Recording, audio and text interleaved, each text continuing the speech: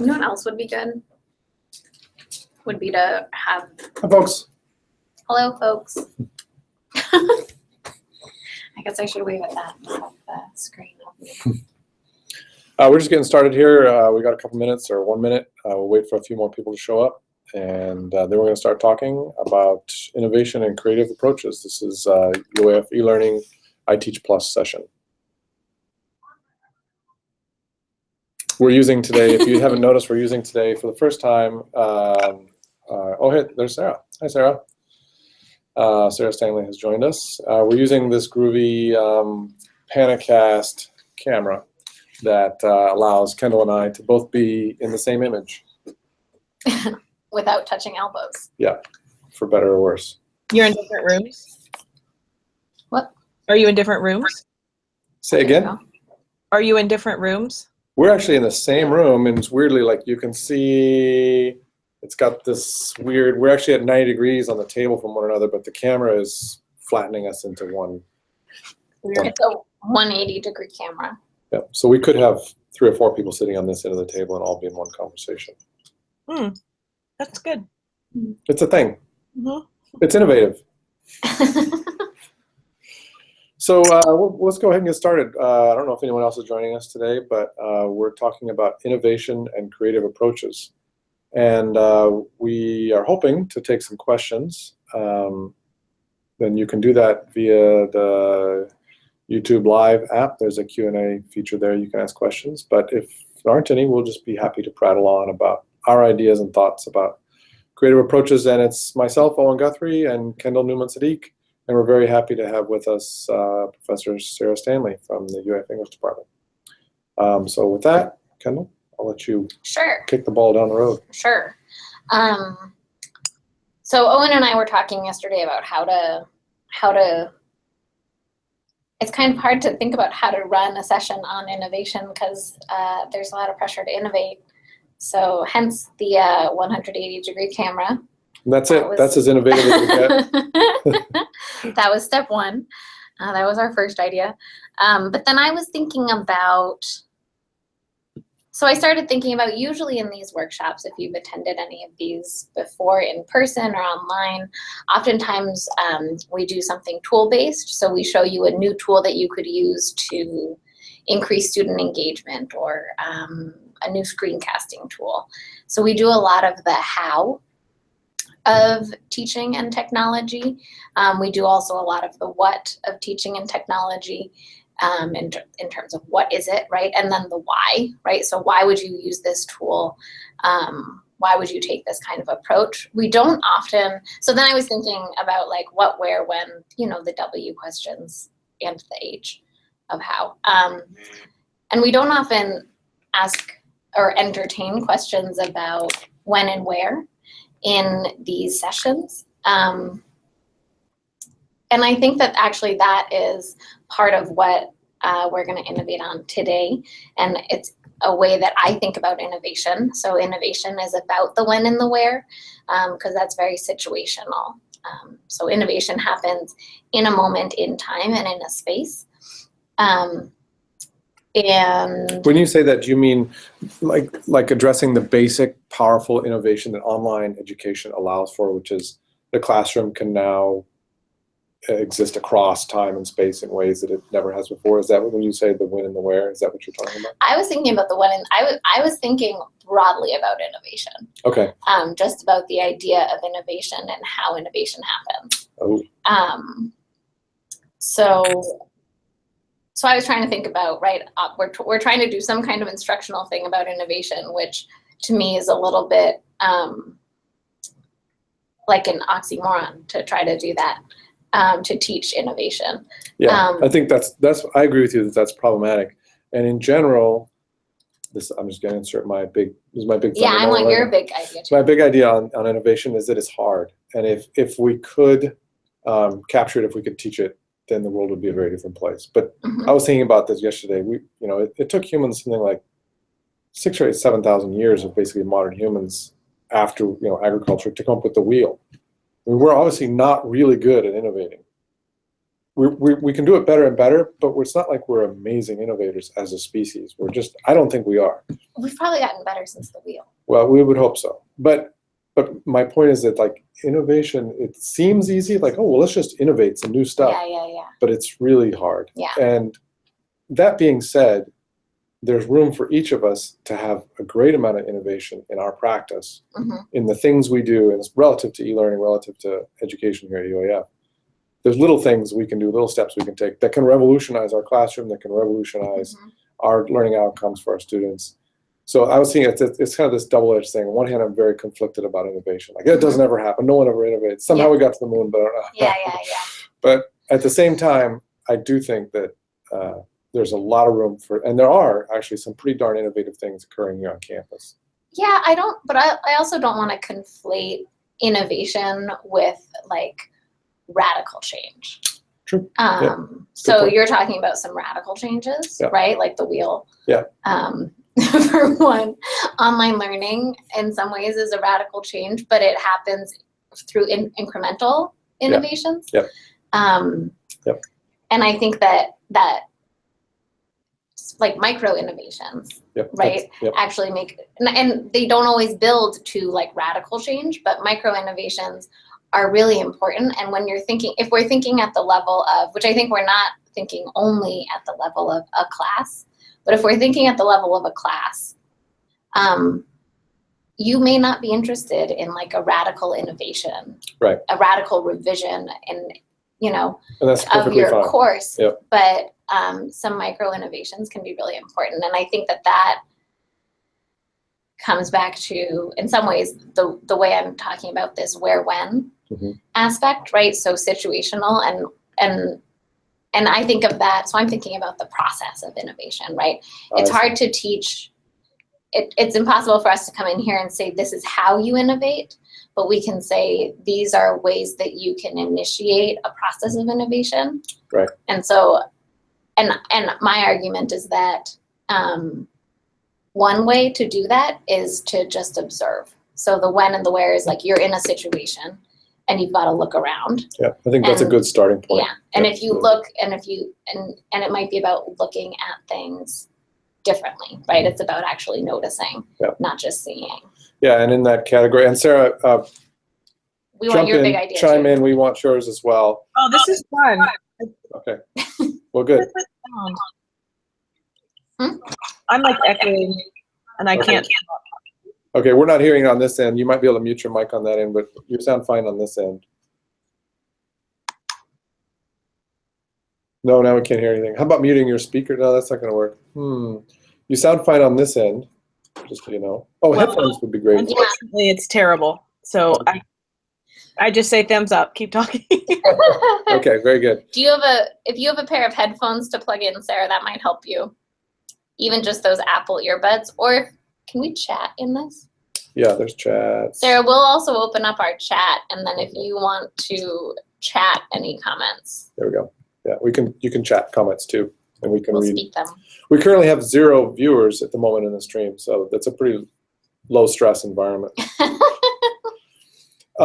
So in case anybody does join us, or in case anyone views this after the fact, your comment about observing, I think, is really important. And I think one of the most successful areas that people do, one of the most important observations is where things are occurring that they don't necessarily want them to occur.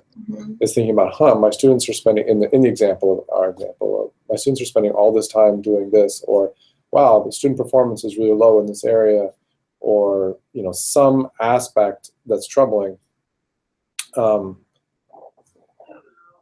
If once that can't be addressed at all until it's observed, and once it's observed, then you can start to think about, wow, is that intentional? Is that the way I want it to be, or is there a better? Could we do this differently that might be better?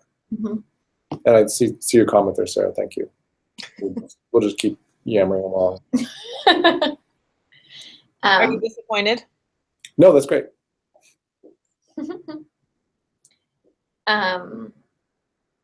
This is recorded for people to listen to later, right? Yes. That's good. Yeah. And it can be shared after the fact too. It's linkable YouTube broadcast. So we had a couple of examples, and I'll share one now. and that is this semester, we instituted this new thing at eLearning called the Learning Glass. We bought this piece of equipment, which is basically a clear chalkboard. It's actually not that innovative because you can film someone at a chalkboard. But what's kind of neat about it is the camera can film through the chalkboard, so you can see the instructor really nicely while they're lecturing and talking at the chalkboard. And it does two things, I think. One is it allows the students to engage a little bit better with the faculty member, but also it allows the faculty member to speak in a mode that they're familiar with. So it kind of breaks down barriers on two ends. So we had some great success this fall with some faculty creating some Learning Glass products. And one of the most interesting examples is with a couple ladies from biology, Diane O'Brien and Kristen O'Brien, who teach Biology 115. And they created a series of 43 pre-lectures for Biology 115. And for years they've taught the course and struggled with student performance. It's a really hard course. There's tons. It's one of the most dense courses in terms of content that freshmen are going to face. It's just incredible amount of vocabulary, incredible amount of concepts. And they found that creating these pre-lectures really helps student performance, something like an entire grade point average and they have all the statistics to back it up from previous years. And that's tremendously innovative. These are the pre-lecture, so this is for a face-to-face class. It's for a face-to-face class, and all they basically do is create like a 7 to 12 minute lecture over kind of a core concept or an orienting concept they would assign for homework, or they may be going over a lecture, but students often miss. They just don't grasp it. So it allows students the opportunity to go back and rewatch those. And so the thinking is that it's that like iterative thing that is helping. And preparatory, right? You come to class, and they use clickers in class, so they know who's watched the video before students come to class. So there's some, behavioral conditioning going on there too. That's a powerful tool.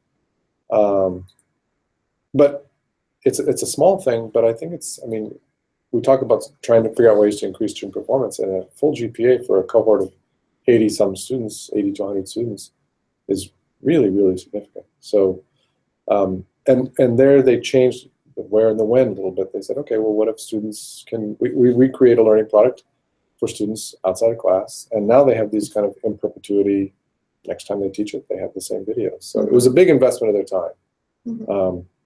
But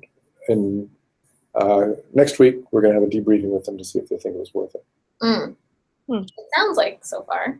Yeah, no, it was worth it for student performance, but it was such a big investment of their time. They've already said, if we were going to do this again, we'd ask for maybe release time or course release or something like that. Yeah. Well, that's interesting. It is interesting because you wouldn't necessarily know that if I just make a bunch of little videos for a face-to-face class, it would really improve students' performance. So I've been so I'm teaching online, and the Screencastify plugin allows me to within 3 minutes give very immediate responsive feedback, troubleshooting the technology or giving them feedback about how it is I'm reading. When I open up their document, I just start by saying, okay, I see that you, and I start scrolling down. I'm like, I see that you haven't gotten much further since the last time I was here. Anyway, it's been really great. And I have my little face at the side. So it's very personal. That's great. And I share it with the student, and I really like doing it because it adds more dimensions to the feedback. And I think it's helpful. I think that they understand what it is that I'm doing. So tell me about your workflow there. You record using Screencastify. You record it and you just throw it into Drive and share it from there, or are you using it from YouTube and sharing it with them? Screencastify allows me to hit the share button, and I just grab the link in Screencastify, which is the private YouTube, and then I put it on a Slack channel, a direct message to the student. Great, cool. And the process is just that you have to get teachers comfortable being really open with how it is they're thinking. You're basically thinking out loud.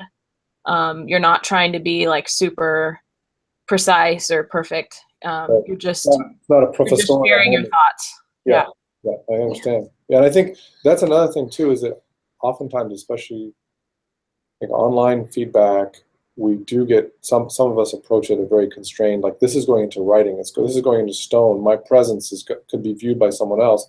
Whereas if we meet a student after class, it's this very informal, sort of positive conversation.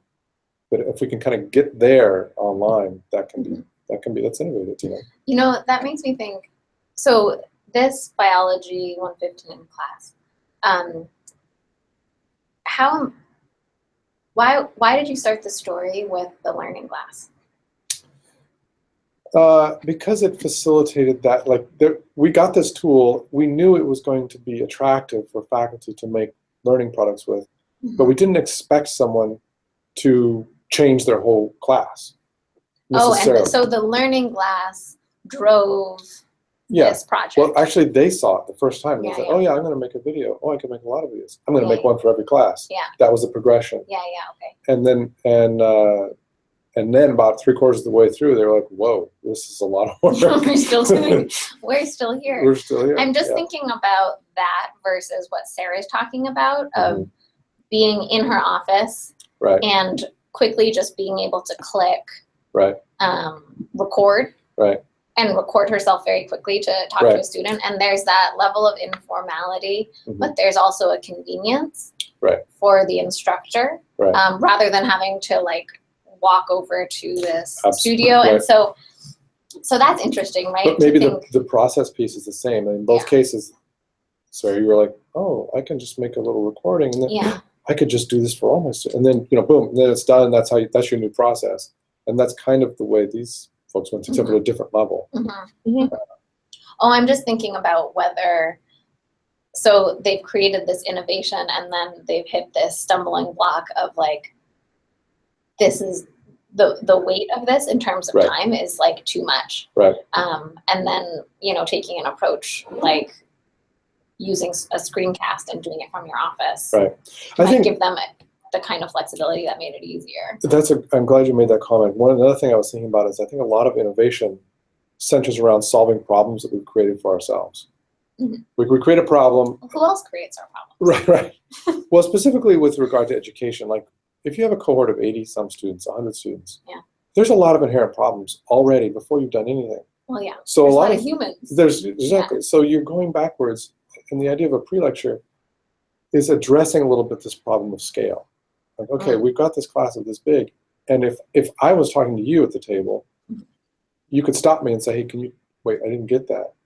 At that scale, that you can't do that. So by recording stuff, you reintroduce that capacity to the equation. It makes it a more, that's really interesting. I like that way of thinking about it. So, and I think a lot of online education is about, we're still trying to solve all these problems we created for ourselves when we sort of industrialized education. Some things just don't work very well. So we talk about, you know, your example is an excellent one, Sarah. It's the same problem. We want to give students direct, immediate, personal feedback. That's what we all know is, I mean, for 2,000 years, that's good teaching. But at the same time, we've figured and we've distanced and we've done all these things. And how do we do that? And that's a really great example of how it can be achieved very simply. So anyway. That's interesting. So I was thinking about when you were talking about the learning glass, one of my fears with using the learning glass is that it is really, it starts to feel really formal. So like a lot of even before we started doing videos in there, a lot of the sort of sample videos we saw of people using the learning glass, it's like completely black background, and oftentimes the professor is like also wearing black, so they're sort of just a head and hands. And it's anyways, it's just funny. It's like kind of TED Talk. Kind of ghost in the machine.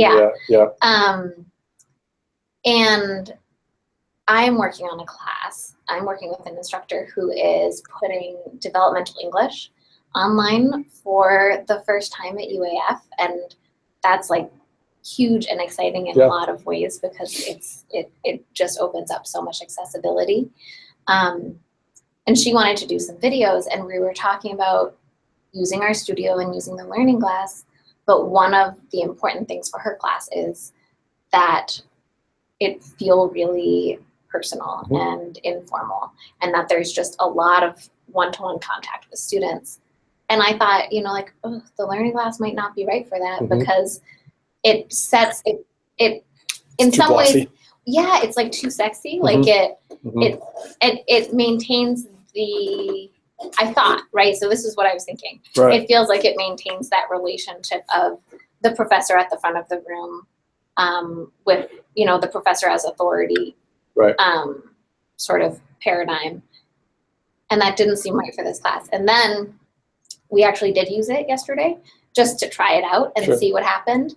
And this was an aspect I wasn't thinking about, but the instructor, Jennifer, was like, oh, that was so easy.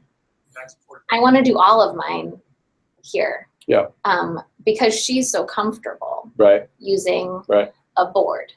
So that's a good point. And one of the things, and that's something I'm very aware of. And when you impart that to an instructor, I think they understand that implicitly. So when Diane and Kristen and the other folks you have working there make mistakes, I think it's really important you don't edit those out. Because it's just like you would when you're on a whiteboard in front of a classroom, you say, oh, I don't mean that, and you redo it. It keeps that level of informality. Whereas if it's super polished, it looks like, you know, a purchased product off of whatever, that can be a barrier. Yeah, I think that's a good, and one other thing you might do in the beginning, if you're really worried about it, is you could have a video showing, like, this is the studio where I'm going to be making and just turn the lights on and have a little bit like, here, this is me, this is where I'm making these videos, and just show everyone this so they understand it's not the production values behind it. Yeah.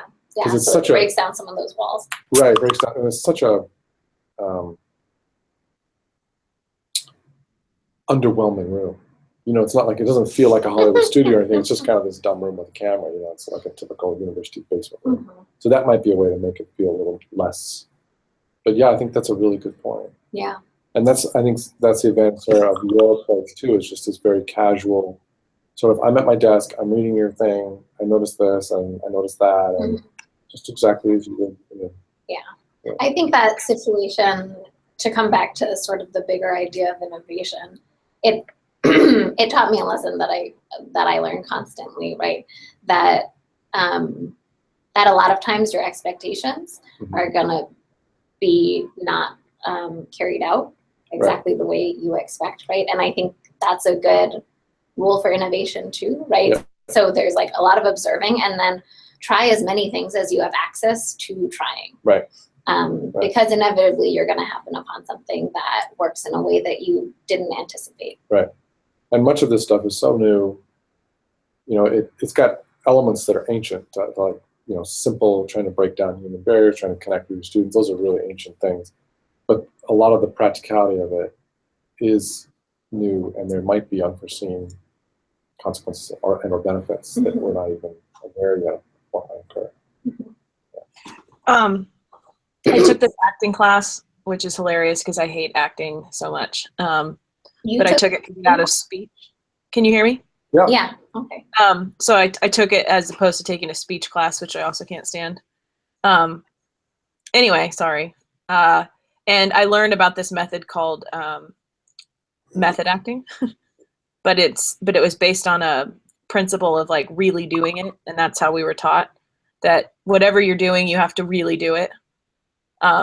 Which was kind of funny, just to tell a quick story. I took it with Nate, and he didn't quite get the concept of really doing it because he took a phone, like one of the old phones, because we're old, to the class, and he was going to talk on the phone. So he had like a prop, and I was like, no, that's not really doing it. You're not really talking on the phone. You just have like a phone as a prop.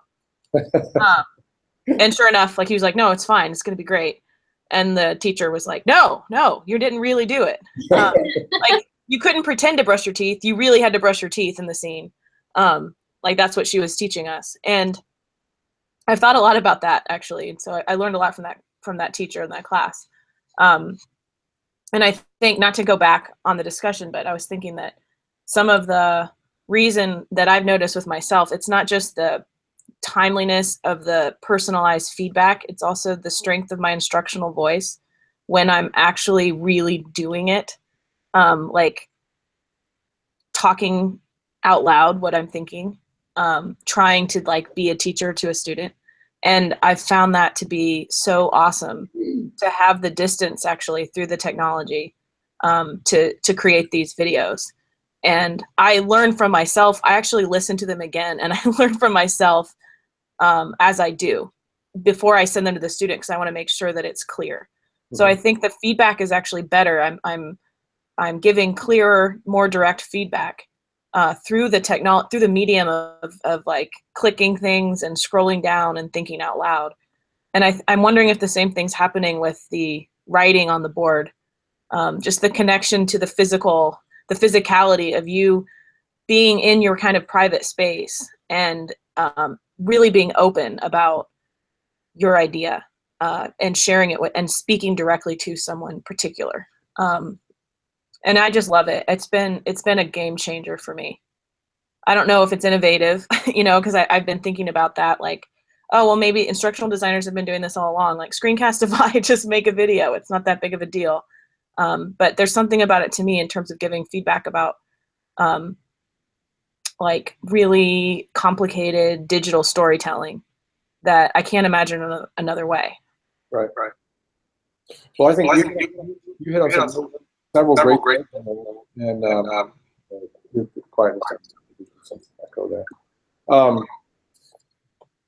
One of which was I really liked when you said just do it thing, the method acting approach, and I think that's fascinating on multiple levels. Would you say as an instructor that you're sometimes putting yourself in the role of an instructor, like you're playing an instructor? I think when I'm teaching in like a classroom situation, I try to design activities where people are in like authentic as dialogue as possible. Right. So I can kind of disappear. Or I mean, I'm there like kind of engaging, but it's not, I don't feel comfortable like feeling like I'm playing a role. Right. Completely. So I have this thing. This is a really interesting area, I think. So role play is a really big thing in education, and I think that's fabulous. Can be really, really innovative for students. Put the students in the role of the professionals they would like them to be, or they're trying to become someday, which is fantastic. And it has to do with the same issue of we allow ourselves to go to be something sometimes. If we just say, okay, I'm going to be this thing now that has to do this job. Rather than if we stay in this weird meta place where we're aware of how we're pretending to be the thing, it can often be self-defeating in the process. I think that's really, really interesting. As to you as to whether or not it is innovative, I think, of course, it's absolutely innovative for your process. And there's one more thing I was going to say about that. I'm going to take notes. Okay. So that I don't forget all the things I was going to say. I hate it when I think of something exciting and Okay, you keep thinking about it. Yeah, I will. I think that what Sarah's saying is not necessarily role playing. No, it's not. I understand that. Yeah. Oh, yeah. But it sounds like it sounds like something in between this like acting thing, right? Like you're acting a part and modeling. It sounds to me, Sarah, like part of what you're doing when you're doing this like thinking out loud activity is like modeling a way of thinking through and giving feedback for students too. Is that part of it? Yeah, I think it's for me, it's very authentic and honest, and it just feels really comfortable. So like at the very beginning of the semester, you were like, you should have a video like introducing the class. And I tried to do it on my own and I hated it. Like I had the phone and I just was like, oh my gosh, I was putting on a show. I couldn't do it. And so I think I said, Kendall, I mean, I just have to leave my writing there. That's how I feel best is through my writing, through my words. I can't do this video thing. But then I created this avatar of myself. That's like me drinking the cup of coffee. It's like a funny GIF. And that like really opened me up to feeling like that I'm kind of funny, like, and then I can kind of play this role, which I do on the Slack channel. And so I have been having fun, but then when I can come in with like a video where I did this one video after the election where I had a screen capture of a blue background where it was sort of like water and it was like slowly moving and I'm just like sharing my reflection. Like it's that kind of for some reason, the medium, like it allows me to speak in a way that I've never felt like I could do before. Cool. That's great. It's good. Anyway, and then I just post it on a channel. I don't even know if the students are reading it, but it's, it feels really honest. It feels like I'm giving the best feedback I've ever given is through this channel because I'm so honest through the medium. Well, I notice that myself.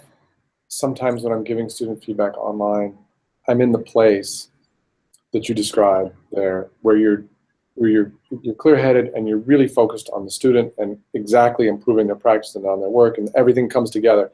And other times, for whatever reason, you're distracted by life, and you sit down there and you can't get to that place, and you charge through the motions anyway, and the feedback is forced and not nearly as productive, as valuable. I know exactly what you mean. You realize sometimes you've written this thing for the student, like, aha, this is the thing. This is what needs to be expressed to them in this moment. And other times it's like, I don't know. I hope that's helpful. I did the best I could. Yeah. That makes me think one thing. I think we don't often talk about instructor engagement in a course. Like, there's an assumption that like you have to be there as the instructor, and for the most part, instructors are going to follow that and be there, and either like very authentically and passionately, as Sarah is talking about, conduct and facilitate and engage, or like go through the motions and like collect the assignments and give the grades and whatever. And I think we think and talk a fair amount about getting students interested in the material and what's going to help the students do better in the biology course. And we don't as often think about, we sometimes talk about like, okay, what's the time commitment that an instructor has to make in order to create these videos, for example. Right. But we don't necessarily talk about, well, like does that make you feel creative? Like, is that a way that you like to engage with people? Like, is this motivating for you as the instructor? In the case of those learning class videos I did with the biology folks, they like to draw. This one lady in particular liked to draw.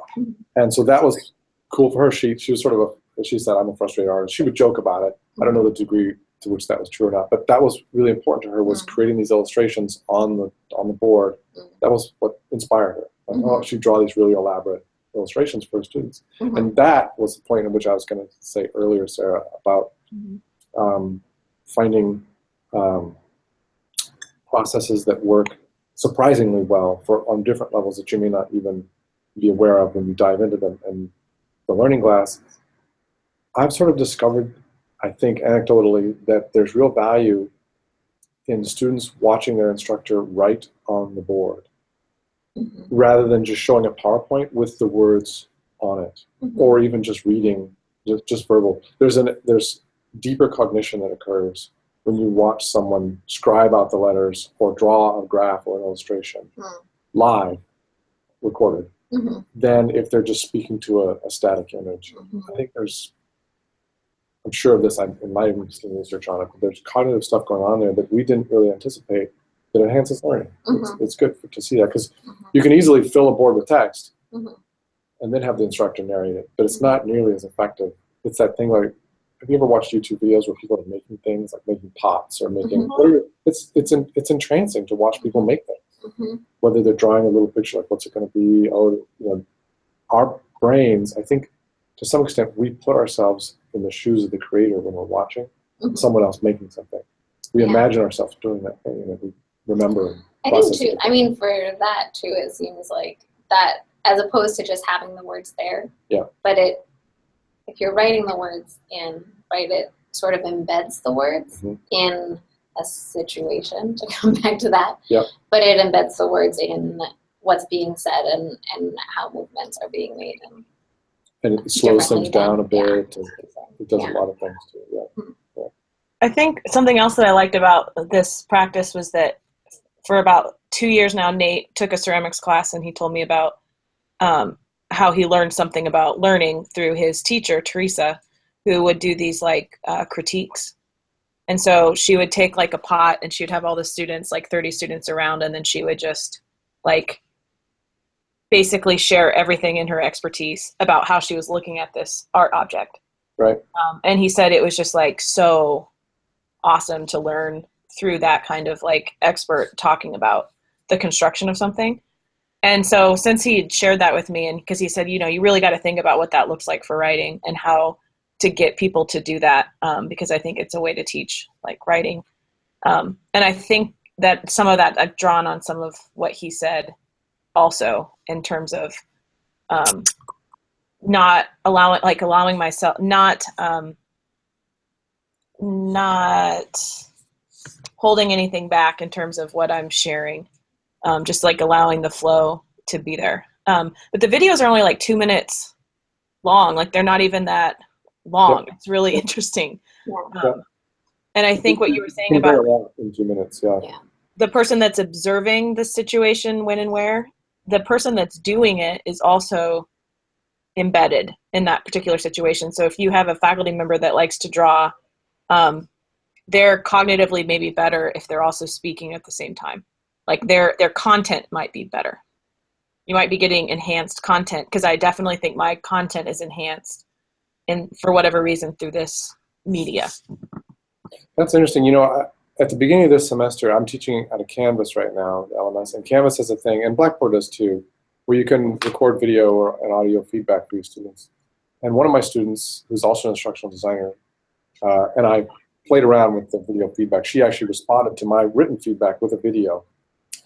And I still give written feedback, and I think that's just the way my brain works. If I'm videotaping myself, I become very self-conscious, and it would be hard for me to sort of divorce myself of that awareness of the video, the background. Whereas writing, I can really I keep repeating the words. I listen to the sound of my words in my head when I'm writing. I don't know. It's interesting. I might try next semester. I'm teaching again. I might try more video feedback and just see, because I think there are a number of advantages in terms of presence-wise of video and audio-based feedback, especially with an LMS that has it right there for you at a click of a button. Interesting to think about. Yeah, I think, Sarah, what you were saying about the story of Nate and a pottery workshop made me think too. When I give feedback to students, it's often a combination of like, what do I observe and notice that might need work or whatever, and what do I think the student can hear and how much of it, you know. So it's this combination of like bringing your expertise and then also sort of trying to get in the student's head and figure out how that will be received. And I wonder if, anyways, as I heard you talking about this, right, there's this kind of stream of consciousness kind of thing happening that seems like maybe you're getting less inside the student head and really speaking from the position of the expert. Is that true? Is that how it's working? I think I was thinking about some of the videos that I've tried, because I tried it with a teacher, a grad student, and it didn't work as well. The video was 10 minutes long, and the student said, but we were exploring the differences between speech and writing, and she said, yeah, speech is definitely repetitive. So there's something in my feedback that wasn't very on point. But the 414 class, the digital storytelling, I think that we're doing such weird things in that class, like the stuff that we're doing with the cabin, and they're all doing multidisciplinary stories, and they're shocking me with what they're coming up with, that the video feedback is just sort of like, okay, here I am, I'm at our cabin, I'm looking around. Oh, I see. Okay, you've decided to put the tag in the tree. Okay, I wonder what that means. And anyway, so I'm just sort of like interacting with it and having fun with it. And when you're doing the video feedback, it's one-to-one? No, it's I put it on a team channel. Okay, so it's to the team. Okay, Mm-hmm. All right, that's what I was wondering. Because the critique process is usually sort of a one-to-many sort of a thing. Mm-hmm. And I agree with you, by the way, coming back again, when you mentioned that in ceramics, I took ceramics here on campus and metalsmithing, and both of those experiences really opened my eyes to sort of the power of community critique of works, even if they're not the greatest, or even if they are the greatest.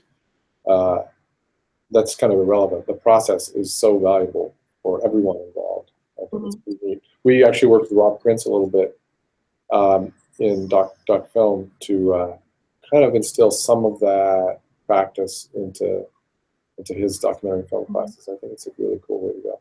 Mm-hmm. I'm really appreciating this. I think it's really interesting that our conversation about innovation has sort of started to swirl around feedback, because it's so important, right? Like, and for me, so I taught as a TA in the English department for 3 years, and I just like hate grading. Yeah. and that, but right, I hate grading, but feedback is different from grading. And I think that's important to notice. And for me as a teacher, if we could innovate on feedback in a way that motivates me more as a teacher, I could teach a lot more, I think. Well, I think that's why I always say, if you go back to the, this is a mantra, I'll probably beat the horse to death, but the ideal model for teaching and learning is something around, 2 people, maybe 1 to 4, 1 to 5, 1 to 6, 1 to 7. It's very small, and we don't even think about it. You go to some nice tropical place where the sun is shining, and you have some clean air and space, and people are working, and you're helping them individually, and maybe time's coming together. It's very natural. But when we impose, classes of 30 people or 50 or 100, and we start to change the model of, okay, now you're, the distance model, which is a fantastically powerful model, but we have to rethink, how do we get back to these very innate ways of teaching and learning that we all know how to do that. Like, Sarah, you would sit down with a student with their writing and very naturally just have a conversation with them.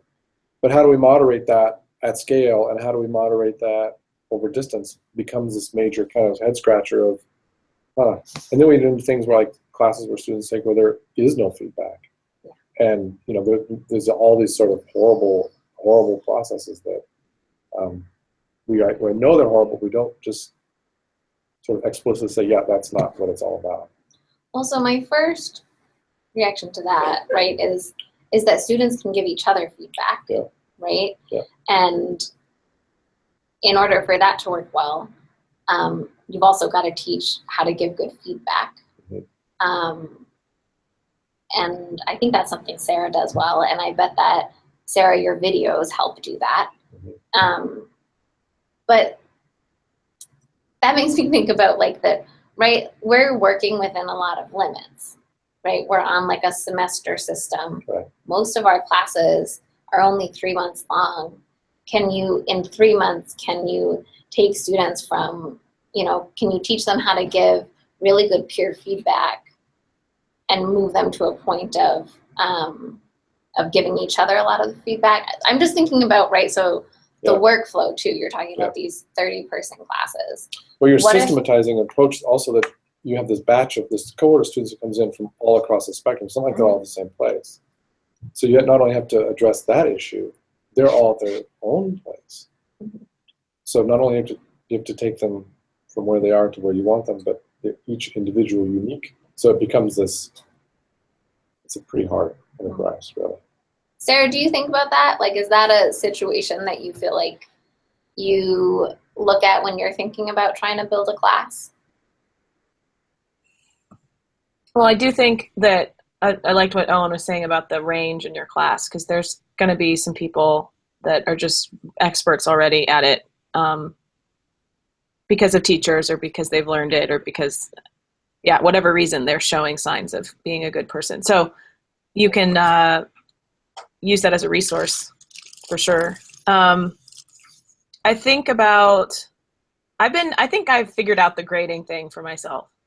I think it's working really well in the climate change class, and There's a nice range in the class if that's important. And it's just really basic. Like if you get it in by the date, the deadline, which is always flexible as long as you communicate before the deadline. But once that deadline happens, if you haven't turned it in, it's a 0. If you have met the deadline, but it's not good enough, you get a 50. And then if it meets my standards, it's 100. And you can always revise 50s to 100 as many times as you want. Except for if it's late? Except if it's late, it's a 0. Mm-hmm. It's not accepted. But Right. you just have to communicate to change the deadline. And then I have maybe 50 assignments, and they're all weighted and they're in different. So even though there's only 2 options, really binaries, it creates this really there's a 71, there's a 68, there's a 96, all these different combinations. And all I have to do is just very easily assess for, is this what I wanted out of this assignment? Did this person demonstrate what I needed them to see? If so, then how can I talk about what I like in the feedback? And then I just put the grade in the Blackboard grading column. So I'm never thinking, oh my gosh, is this a 66? Is this a 93? Is this an 82? Instead I'm just thinking did this meet, is there still more work to be done for this, or can the student move on? Because I know that there's a lot of stuff that the student's going to be doing in this class. And then what do I want to say to help connect how I'm reading it to the next learning opportunity. And yeah, it's not bad at all. So I do a lot of okay, you did it, you submitted something. Now are you ready to work on it? And so it really puts them to take responsibility for it. I feel like, Sarah, this, I think it seems like you questioned the purpose of feedback and of grades, and then answered the question, right? For you, feedback and grades are helping students move on individually, right? Mm-hmm. Move through the class and get to a place. I feel like there is an assumption sometimes that feedback and grades are meant to get all students to the same place, right? And these, we're so outcome based on things, so it seems like there's this limit because you've got 30 students or 12 students coming in, everyone's in a different place, and your job over the course of the semester is to bring them all to the same place by the end of the semester. But that might not be true. It doesn't sound like that's what you're doing, Sarah. That's, I think, not a value that I have as a teacher, that everyone comes out the same at the end. Everyone is able to write the same essay at the end of class or answer the same set of questions at the end of the class, but everyone has moved in some way through the class. Anyways, that's what your story made me think of, Sarah, that you're facilitating students making paths through the class rather than all students following a path that you through the class. Because they make choices. Some of them choose not to do an entire assignment. They just take the 0. They're not negotiating the deadline, and I just put the 0 in. Yeah. But there's so much iterative learning that's okay. So it does turn it into a game. I think it's a combination of that, but it's also really easy for me. It's kind of a nightmare at the beginning to figure it all out in Blackboard. Right. But as soon as I do, I don't spend hardly any labor on the grading relationship to my student. I think that's a very evolved view of assessment, and it's one I really appreciate. I'm pretty much in the same place you are. I basically grade things as either meets expectations, or wow, I'm surprised. That's really, really good. You're totally done. And if it just gets a meh, you can always redo it and do it for more if you want. And then that's basically the 2 grades I give. Either that or it's nothing. You're not done. And I don't even grade it. Meh or wow? Meh or wow, yeah. You should use that instead of 50 and 100. Yeah. Just for emojis, that's kind of interesting too. Yeah. And if it's neither of those, I don't grade it. I don't assign 0. I just don't grade it. I say can you please do better or different or something? I just say, you might try, do this or that, and I just sort of don't even acknowledge that there's another alternative. But it's a smaller cohort and it's a graduate cohort, so there's not, you don't have to be as finite. But I think that there is a lot of really neat, innovative stuff going on with assessment, and I think that you hit it right when you said you're asking the question of what am I really doing here? And I completely agree with you that these, a scale of 1 to 100, that we really effectively only use the top 30 points, but then we abstract that to really 3 categories, 80, 70, 80, 90 type stuff. It's so bizarre, and it doesn't really competitive. Yeah, and it doesn't express differential levels of understanding meaningful at all, and that's what we're supposed to be assessing. So anyway, that's a very interesting. And there are, by the way, I've talked to several instructors on campus who do use quite different techniques. Skip By, you probably know, he uses a system very similar to the one you mentioned, which is basically ACF. Which is the same basic idea, whether you put a letter grade on it or not. It's either, oh, this is amazing, this is great, and here's some more feedback on it, or, this is good, you meet my expectations, and here's some feedback, or, You know what I like about that? So here's the series of thoughts that just happened in my head. ACF, so then you have that student that's like the B student that wants to be the B student, that isn't trying to wow you, but wants to do better than meh. And when you set up a binary of it's wow or meh, that forces that student to grapple with that a little bit. Yeah. Which I like. And it's not always hard and fast. On a 1 out of 10 scale, I might get mostly 10s and a few 7s. Yeah. But 7, I might do that. I'm not hard. I don't force myself to be binary there. It's just kind of like, that's generally what I do. Yeah. Like either.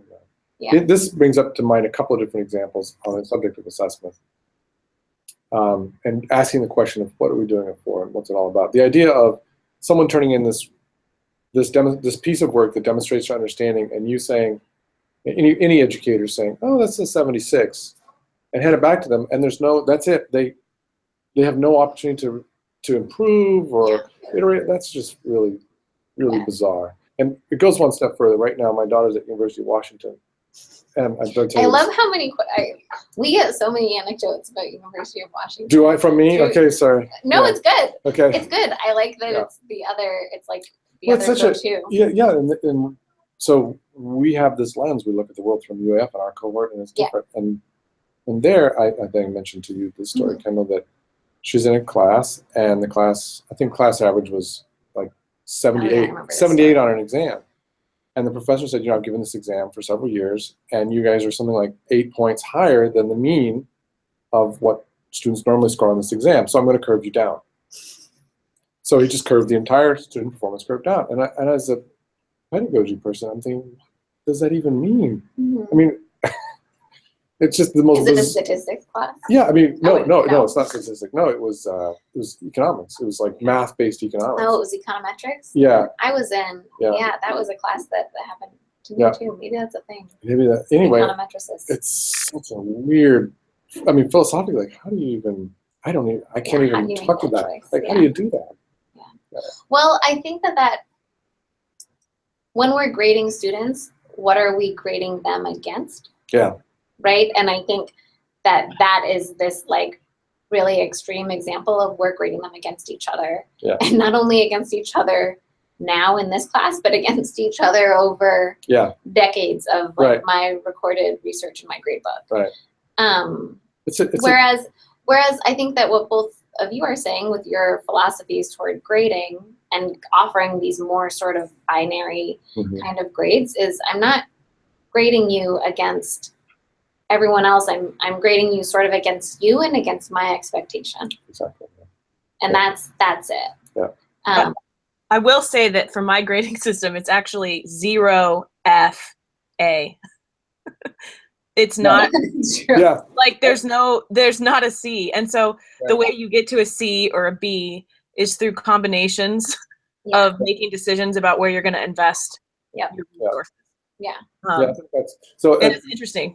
one more anecdote about grading that I think equally along the same lines. This is a great story. I think there's a YouTube video out there, a famous one. I think it was from Florida State, where an instructor gave an exam, gives the same exam every year. Can't remember the subject. 600 students, and there's this test pool. No, it was 600. It's a 600 question test pool, and he gave and somebody got a copy of all of the questions from the pool, 600 questions, and it got around to basically every student, and they all studied the questions, and they all did a full grade point average better. And it's just like 20-minute tirade of how he can't trust you. You know, you have to have them all retake the exam. And I'm thinking, they studied 600 questions. What? And you gave them, you gave them the same assessment instrument that you've given all your other cohorts, and these guys did better. Yeah. Maybe you should think about your teaching. Yeah. Maybe why not give it to all of them? Yeah. What are we trying to do here? But there is in academia sometimes this idea that we're the filter, and it's a time-based filter. Like Sarah, you said, if you don't get it in on a deadline, like people grade on a variety of criteria that may or may not be learning outcomes, and timeliness is one which we often champion. And you allow students to renegotiate deadlines, which is admirable. There just comes a point when they can't, and so. I don't know. I just like to put them fully responsible for the grade they earn. Yeah. I think that's a really good strategy. I am not quite as involved as you are on that. I am a sucker and will often take, sick dog excuses or whatever it is on the day of. That's fine. Okay. Hey, as long as it's not there by the timestamp, I'm like, okay. Well, that sounds like a bummer. What do you think? What do you think the plan is for you getting this in? 2 days from now? Yeah, that sounds good. 2 days, you got it. Yeah. Well, we have to wrap up in a minute, but I'm just thinking that a lot of where this conversation went toward innovations that we've seen, or also places where innovation could be used, have been about observing, right, and like looking closely, but I think also about asking questions that you didn't necessarily think you could ask, right? Like, what's the purpose of a grade? What's the purpose? Right. And why the 5-point grade scheme or the percentage grade scheme? Yeah. What am I trying? What is it for? What am I trying to do this for? Yeah. And what rules do I have to follow? What's a rule? What's not? Right. What's a convention? Yeah. Those are. And I think that those are important. I think that those are, they're not the how of innovation, but they're a key. Yeah. And I'm sure you're both well aware of higher institutions that don't use grades. They just use more verbose feedback, which is probably the way we should all be doing it in an ideal world. It's long narratives of student performance and how they met or didn't meet. So what would you say to the instructor that said, I don't have verbose feedback and I don't have time? Right. So that's the problem. Right? So we've created a system that doesn't allow them the time. The ideal is that they have a system that allows them the time to get to know deeply their student understandings, at least deep enough to write a couple paragraphs about them at the end of the term. I think you try to make the assessment, the feedback part, the part where you're talking like we're doing now. If we're looking at the same thing and we're like, oh, I like this part, you thought this was good, and you're all engaging in the conversation. I think that can be really fun, especially with nerds, which we are, as academics. It can be really fun, and it's diverse and interesting. And so maybe making it more collaborative assessments might be interesting. So it's not your own personal judgment. Oh yeah, that's cool, Sarah. Another interesting aspect, I think, of our conversation today, which has been rather freeform, is that although we talked about tools, the focus isn't tool. It's solving these other systemic problems like student engagement, assessment. These are not fundamentally tool problems. We can, like you said, you enter the grade into Blackboard. Well, it doesn't really matter the tool. It's really the relationship that you're moderating the conversation between you and the student with this other system of a scheme, which is interesting. I would say, though, tool sometimes helps to shake things up and help you see things that you didn't see when you were just looking at the status quo. Right, absolutely, yeah. I really appreciate your comments, Sarah, about video feedback on, reconsider whether or not I can formulate. It takes me time to give student feedback, and that's the question I have to ask myself. Can I formulate sort of cogent feedback with the camera watching me, as opposed to sitting there at a blank cursor thinking, you know, and that's not something I'm not sure about. It might be more honest than my students want. And a little too close a view of the bottom of your chin. That's right, yeah. Well, thanks for those who might have tuned in or tune in later, and very special thanks to you, Sarah, for joining us today. We really appreciate your comments and insights and tales from the front lines. It was great. Thank you. Have a good weekend, everybody. Yep, you too. All right, bye.